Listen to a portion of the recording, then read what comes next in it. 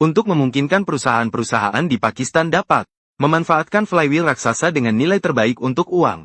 Maka dari itu, bengkel kecil mereka memanfaatkan pengecoran pasir tradisional untuk melakukan produksi. Meskipun metode ini efisiensinya agak lambat, tetapi dengan alat mekanis yang sederhana, mereka juga dapat memproduksi flywheel raksasa yang presisi. Karena ukuran flywheel yang sangat besar, itu melebihi kapasitas tempat cetakan pasir tradisional.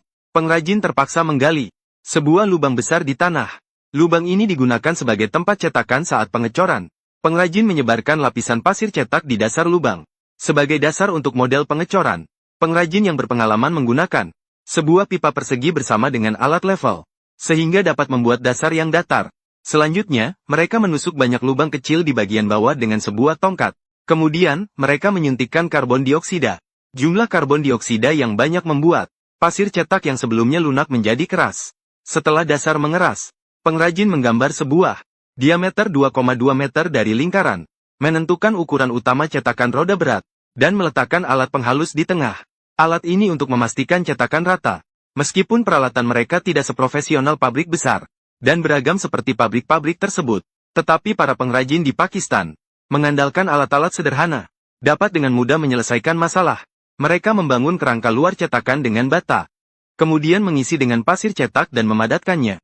Seiring cetakan dibentuk secara bertahap, jika ada bagian yang tidak rata, pengrajin akan menggunakan alat penghalus untuk meratakannya. Ditumpuk satu lapis demi satu lapis, hingga seluruh cetakan lingkaran selesai dibuat.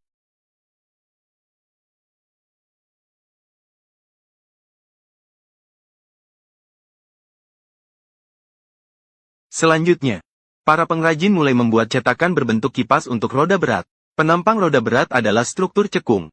Untuk memudahkan pembuatan bentuk ini, pengrajin pertama-tama memisahkan cetakan lingkaran roda berat. Proses ini relatif sederhana. Cukup mengisi bagian dalam cetakan dengan pasir cetak. Kemudian dilakukan pemadatan dan perataan. Terakhir, mengeraskan pasir cetak dengan karbon dioksida. Segera bisa mendapatkan cetakan segmen yang akurat. Setelah pelepasan cetakan, pengrajin akan menempatkan cetakan di sepanjang lingkar dalam garis sambungan pada dasar pengecoran.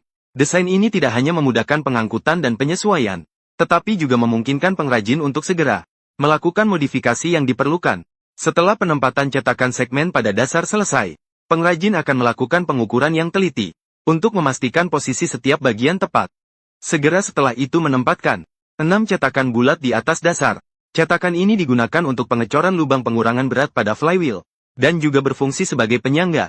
Pengrajin terus-menerus menumpuk cetakan segmen di atasnya, selesai membangun dengan cepat seperti menyusun balok. Kemudian pengrajin mengisi dengan pasir cetak.